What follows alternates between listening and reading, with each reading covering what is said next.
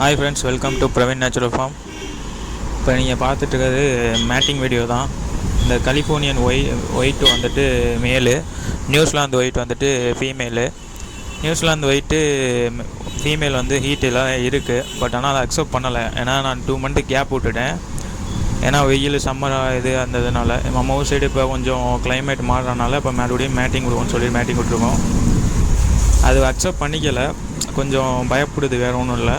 இப்போ கொஞ்சம் நேரம் கழித்து மேட்டிங் வந்துட்டு கிளிக் ஆகிற வீடியோ வரும். ஸோ அந்த மாதிரி ஆகலைன்னு சொல்லிட்டு உடனே எடுத்துடவும் கூடாது. ஆகிற வரைக்கும் வெயிட் பண்ணி பார்க்கணும்.